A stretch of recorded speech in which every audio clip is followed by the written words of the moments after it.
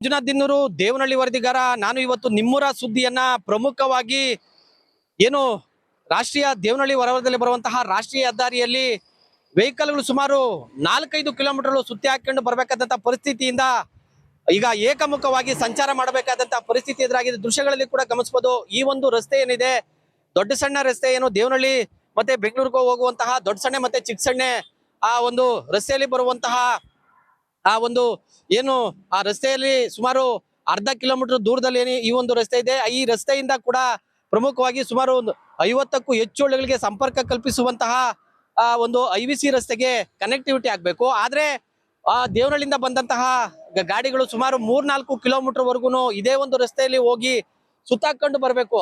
ಈ ನಿಟ್ಟಿನಲ್ಲಿ ಹಲವಾರು ಜನ ಸುತ್ತಾಕೊಂಡು ಬರಕ್ಕಾಗದೆ ಮುಂದೆ ಬರುವಂತಹ ಚಿಕ್ಕಸಣ್ಣ ಗೇಟ್ ನಲ್ಲಿ ಚಿಕ್ಕಸಣ್ಣ ಗೇಟ್ ನಲ್ಲಿ ಬರುವಂತಹ ಒಂದು ಡಿವೈಡರ್ ಪಕ್ಕದಲ್ಲೇ ಬರುವಂತಹ ರಸ್ತೆ ಏನಿದೆ, ಆ ಒಂದು ರಸ್ತೆಯ ಮೂಲಕ ಈಗ ಏಕಮುಖವಾಗಿ ಸಂಚಾರವನ್ನ ಮಾಡ್ತಾ ಇರುವಂತದ್ದು ನಾವು ನೋಡ್ಬೋದು. ಈಗ ಬೈಕ್ಗಳು ಕೂಡ ಮತ್ತೆ ಜೊತೆಗೆ ಕಾರ್ಗಳಾಗಿರ್ಬೋದು ಎಲ್ಲವೂ ಕೂಡ ಸಿಗ್ನಲ್ ನಿಂದ ಲೆಫ್ಟ್ ಸೈಡ್ ತಗೊಂಡು ಏಕಮುಖವಾಗಿ ಸಂಚಾರವನ್ನ ಮಾಡ್ತಾ ಇರೋದ್ರಿಂದ ಹಲವಾರು ಅಪಘಾತಗಳು ಕೂಡ ಸಂಭವಿಸ್ತಾ ಇದೆ. ಜೊತೆಗೆ ಈ ಒಂದು ರಸ್ತೆಗೆ ಬಂದು ಅಟ್ಯಾಚ್ ಆಗ್ಬೇಕಂದ್ರೆ ಇದೇ ಒಂದು ರಸ್ತೆಯಲ್ಲಿ ಸಿಗ್ನಲ್ ಮೂಲಕ ಬರಬೇಕು. ಹೀಗಾಗಿ ಬೆಂಗಳೂರು ಕಡೆಯಿಂದ ಬರುವಂತಹ ಏನು ಹಲವಾರು ವೆಹಿಕಲ್ಗಳು ಕೂಡ ಬಂದು ಒಂದು ಅಪಘಾತಗಳಾದ ಸಂದರ್ಭದಲ್ಲಿ ಹಲವಾರು ಜನ ಪ್ರಾಣವನ್ನ ಕಳೆದುಕೊಂಡಿದ್ದಾರೆ, ಜೊತೆಗೆ ಕೈಕಾಲುಗಳು ಕೂಡ ಮುರ್ಕೊಂಡಿದ್ದಾರೆ. ಹಾಗಾಗಿ ವಾಹನ ಸವಾರರು ಆ ಒಂದು ಏನು ದೇವನಹಳ್ಳಿ ರಸ್ತೆಯಿಂದ ಬೆಂಗಳೂರು ರಸ್ತೆಗೆ ಹೋಗ್ಬೇಕಾದ್ರೆ ಕನಮಂಗಲ ಗೇಟು ಸುಮಾರು 3 ಕಿಲೋಮೀಟರ್ ಹೋಗಿ ಸುತ್ತಾಕೊಂಡು ಬಂದು ಮತ್ತೆ ಈ ಒಂದು IVC ರಸ್ತೆಗೆ ಹೋಗ್ಬೇಕಾದಂತಹ ಪರಿಸ್ಥಿತಿ ಇರೋದ್ರಿಂದ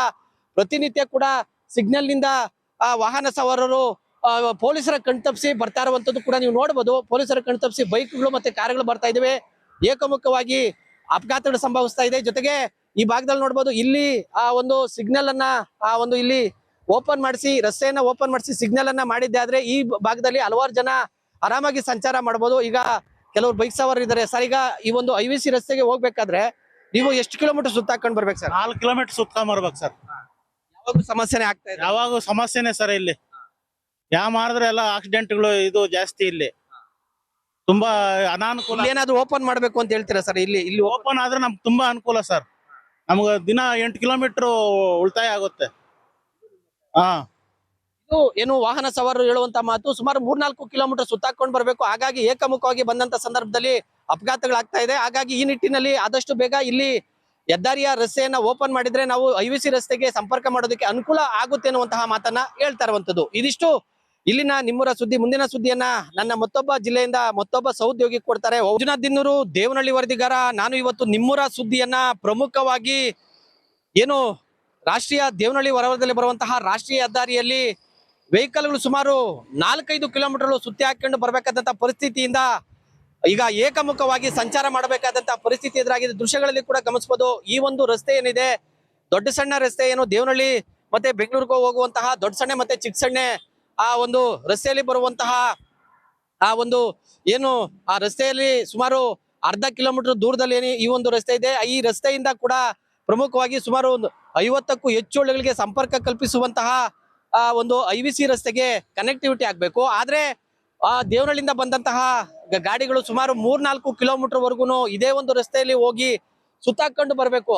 ಈ ನಿಟ್ಟಿನಲ್ಲಿ ಹಲವಾರು ಜನ ಸುತ್ತಾಕೊಂಡು ಬರಕ್ಕಾಗದೆ ಮುಂದೆ ಬರುವಂತಹ ಚಿಕ್ಕಸಣ್ಣ ಗೇಟ್ ನಲ್ಲಿ ಚಿಕ್ಕಸಣ್ಣ ಗೇಟ್ ನಲ್ಲಿ ಬರುವಂತಹ ಒಂದು ಡಿವೈಡರ್ ಪಕ್ಕದಲ್ಲೇ ಬರುವಂತಹ ರಸ್ತೆ ಏನಿದೆ, ಆ ಒಂದು ರಸ್ತೆಯ ಮೂಲಕ ಈಗ ಏಕಮುಖವಾಗಿ ಸಂಚಾರವನ್ನ ಮಾಡ್ತಾ ಇರುವಂತದ್ದು ನಾವು ನೋಡ್ಬೋದು. ಈಗ ಬೈಕ್ಗಳು ಕೂಡ ಮತ್ತೆ ಜೊತೆಗೆ ಕಾರ್ಗಳಾಗಿರ್ಬೋದು ಎಲ್ಲವೂ ಕೂಡ ಸಿಗ್ನಲ್ ನಿಂದ ಲೆಫ್ಟ್ ಸೈಡ್ ತಗೊಂಡು ಏಕಮುಖವಾಗಿ ಸಂಚಾರವನ್ನ ಮಾಡ್ತಾ ಇರೋದ್ರಿಂದ ಹಲವಾರು ಅಪಘಾತಗಳು ಕೂಡ ಸಂಭವಿಸ್ತಾ ಇದೆ. ಜೊತೆಗೆ ಈ ಒಂದು ರಸ್ತೆಗೆ ಬಂದು ಅಟ್ಯಾಚ್ ಆಗ್ಬೇಕಂದ್ರೆ ಇದೇ ಒಂದು ರಸ್ತೆಯಲ್ಲಿ ಸಿಗ್ನಲ್ ಮೂಲಕ ಬರಬೇಕು. ಹೀಗಾಗಿ ಬೆಂಗಳೂರು ಕಡೆಯಿಂದ ಬರುವಂತಹ ಏನು ಹಲವಾರು ವೆಹಿಕಲ್ಗಳು ಕೂಡ ಬಂದು ಒಂದು ಅಪಘಾತಗಳಾದ ಸಂದರ್ಭದಲ್ಲಿ ಹಲವಾರು ಜನ ಪ್ರಾಣವನ್ನ ಕಳೆದುಕೊಂಡಿದ್ದಾರೆ, ಜೊತೆಗೆ ಕೈಕಾಲುಗಳು ಕೂಡ ಮುರ್ಕೊಂಡಿದ್ದಾರೆ. ಹಾಗಾಗಿ ವಾಹನ ಸವಾರರು ಆ ಒಂದು ಏನು ದೇವನಹಳ್ಳಿ ರಸ್ತೆಯಿಂದ ಬೆಂಗಳೂರು ರಸ್ತೆಗೆ ಹೋಗ್ಬೇಕಾದ್ರೆ ಕನಮಂಗಲ ಗೇಟು ಸುಮಾರು 3 ಕಿಲೋಮೀಟರ್ ಹೋಗಿ ಸುತ್ತಾಕೊಂಡು ಬಂದು ಮತ್ತೆ ಈ ಒಂದು IVC ರಸ್ತೆಗೆ ಹೋಗ್ಬೇಕಾದಂತಹ ಪರಿಸ್ಥಿತಿ ಇರೋದ್ರಿಂದ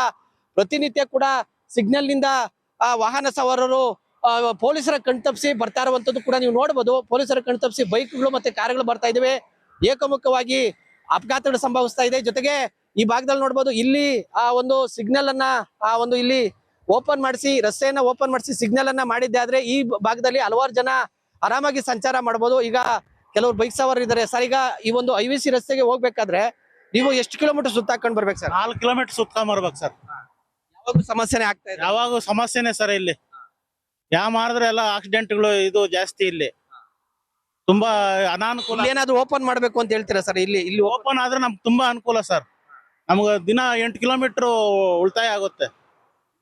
ಹಾ, ಇದು ಏನು ವಾಹನ ಸವಾರರು ಹೇಳುವಂತ ಮಾತು. ಸುಮಾರು 3-4 ಕಿಲೋಮೀಟರ್ ಸುತ್ತಾಕೊಂಡು ಬರ್ಬೇಕು. ಹಾಗಾಗಿ ಏಕಮುಖವಾಗಿ ಬಂದಂತ ಸಂದರ್ಭದಲ್ಲಿ ಅಪಘಾತಗಳಾಗ್ತಾ ಇದೆ. ಹಾಗಾಗಿ ಈ ನಿಟ್ಟಿನಲ್ಲಿ ಆದಷ್ಟು ಬೇಗ ಇಲ್ಲಿ ಹೆದ್ದಾರಿಯ ರಸ್ತೆಯನ್ನ ಓಪನ್ ಮಾಡಿದ್ರೆ ನಾವು IVC ರಸ್ತೆಗೆ ಸಂಪರ್ಕ ಮಾಡೋದಕ್ಕೆ ಅನುಕೂಲ ಆಗುತ್ತೆ ಅನ್ನುವಂತಹ ಮಾತನ್ನ ಹೇಳ್ತಾ ಇರುವಂತದ್ದು. ಇದಿಷ್ಟು ಇಲ್ಲಿನ ನಿಮ್ಮೂರ ಸುದ್ದಿ. ಮುಂದಿನ ಸುದ್ದಿಯನ್ನ ನನ್ನ ಮತ್ತೊಬ್ಬ ಜಿಲ್ಲೆಯಿಂದ ಮತ್ತೊಬ್ಬ ಸಹೋದ್ಯೋಗಿ ಕೊಡ್ತಾರೆ. ಮಂಜುನಾಥ್ ದಿನ್ನೂರು, ದೇವನಹಳ್ಳಿ ವರದಿಗಾರ. ನಾನು ಇವತ್ತು ನಿಮ್ಮೂರ ಸುದ್ದಿಯನ್ನ ಪ್ರಮುಖವಾಗಿ ಏನು ರಾಷ್ಟ್ರೀಯ ದೇವನಹಳ್ಳಿ ಹೊರವಲಯದಲ್ಲಿ ಬರುವಂತಹ ರಾಷ್ಟ್ರೀಯ ಹೆದ್ದಾರಿಯಲ್ಲಿ ವೆಹಿಕಲ್ಗಳು ಸುಮಾರು 4-5 ಕಿಲೋಮೀಟರ್ ಸುತ್ತಿ ಹಾಕೊಂಡು ಬರ್ಬೇಕಾದಂತ ಪರಿಸ್ಥಿತಿಯಿಂದ ಈಗ ಏಕಮುಖವಾಗಿ ಸಂಚಾರ ಮಾಡಬೇಕಾದಂತಹ ಪರಿಸ್ಥಿತಿ ಎದುರಾಗಿದೆ. ದೃಶ್ಯಗಳಲ್ಲಿ ಕೂಡ ಗಮನಿಸಬಹುದು. ಈ ಒಂದು ರಸ್ತೆ ಏನಿದೆ, ದೊಡ್ಡ ಸಣ್ಣ ರಸ್ತೆ, ಏನು ದೇವನಹಳ್ಳಿ ಮತ್ತೆ ಬೆಂಗಳೂರಿಗೆ ಹೋಗುವಂತಹ ದೊಡ್ಡ ಸಣ್ಣ ಮತ್ತೆ ಚಿಕ್ಕ ಸಣ್ಣ ಆ ಒಂದು ರಸ್ತೆಯಲ್ಲಿ ಬರುವಂತಹ ಆ ಒಂದು ಏನು ಆ ರಸ್ತೆಯಲ್ಲಿ ಸುಮಾರು ಅರ್ಧ ಕಿಲೋಮೀಟರ್ ದೂರದಲ್ಲಿ ಈ ಒಂದು ರಸ್ತೆ ಇದೆ. ಈ ರಸ್ತೆಯಿಂದ ಕೂಡ ಪ್ರಮುಖವಾಗಿ ಸುಮಾರು 50ಕ್ಕೂ ಹೆಚ್ಚು ಹಳ್ಳಿಗಳಿಗೆ ಸಂಪರ್ಕ ಕಲ್ಪಿಸುವಂತಹ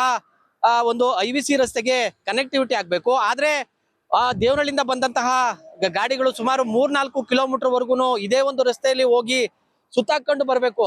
ಈ ನಿಟ್ಟಿನಲ್ಲಿ ಹಲವಾರು ಜನ ಸುತ್ತಾಕೊಂಡು ಬರಕ್ಕಾಗದೆ ಮುಂದೆ ಬರುವಂತಹ ಚಿಕ್ಕಸಣ್ಣ ಗೇಟ್ ನಲ್ಲಿ ಆ ಒಂದು ಚಿಕ್ಕಸಣ್ಣ ಗೇಟ್ ನಲ್ಲಿ ಬರುವಂತಹ ಆ ಒಂದು ಡಿವೈಡರ್ ಪಕ್ಕದಲ್ಲೇ ಬರುವಂತಹ ರಸ್ತೆ ಏನಿದೆ, ಆ ಒಂದು ರಸ್ತೆಯ ಮೂಲಕ ಈಗ ಏಕಮುಖವಾಗಿ ಸಂಚಾರವನ್ನ ಮಾಡ್ತಾ ಇರುವಂತದ್ದು ನಾವು ನೋಡ್ಬೋದು. ಈಗ ಬೈಕ್ಗಳು ಕೂಡ ಮತ್ತೆ ಜೊತೆಗೆ ಕಾರ್ಗಳಾಗಿರ್ಬೋದು ಎಲ್ಲವೂ ಕೂಡ ಸಿಗ್ನಲ್ ನಿಂದ ಲೆಫ್ಟ್ ಸೈಡ್ ತಗೊಂಡು ಏಕಮುಖವಾಗಿ ಸಂಚಾರವನ್ನ ಮಾಡ್ತಾ ಇರೋದ್ರಿಂದ ಹಲವಾರು ಅಪಘಾತಗಳು ಕೂಡ ಸಂಭವಿಸ್ತಾ ಇದೆ. ಜೊತೆಗೆ ಈ ಒಂದು ರಸ್ತೆಗೆ ಬಂದು ಅಟ್ಯಾಚ್ ಆಗ್ಬೇಕಂದ್ರೆ ಇದೇ ಒಂದು ರಸ್ತೆಯಲ್ಲಿ ಸಿಗ್ನಲ್ ಮೂಲಕ ಬರಬೇಕು. ಹೀಗಾಗಿ ಬೆಂಗಳೂರು ಕಡೆಯಿಂದ ಬರುವಂತಹ ಏನು ಹಲವಾರು ವೆಹಿಕಲ್ಗಳು ಕೂಡ ಬಂದು ಒಂದು ಅಪಘಾತಗಳಾದಂತ ಸಂದರ್ಭದಲ್ಲಿ ಹಲವಾರು ಜನ ಪ್ರಾಣವನ್ನ ಕಳೆದುಕೊಂಡಿದ್ದಾರೆ. ಜೊತೆಗೆ ಕೈಕಾಲುಗಳು ಕೂಡ ಮುರ್ಕೊಂಡಿದ್ದಾರೆ. ಹಾಗಾಗಿ ವಾಹನ ಸವಾರರು ಆ ಒಂದು ಏನು ದೇವನಹಳ್ಳಿ ರಸ್ತೆಯಿಂದ ಬೆಂಗಳೂರು ರಸ್ತೆಗೆ ಹೋಗ್ಬೇಕಾದ್ರೆ ಕನಮಂಗಲ ಗೇಟು ಸುಮಾರು 3 ಕಿಲೋಮೀಟರ್ ಹೋಗಿ ಸುತ್ತಾಕೊಂಡು ಬಂತು ಮತ್ತೆ ಈ ಒಂದು IVC ರಸ್ತೆಗೆ ಹೋಗ್ಬೇಕಾದಂತಹ ಪರಿಸ್ಥಿತಿ ಇರೋದ್ರಿಂದ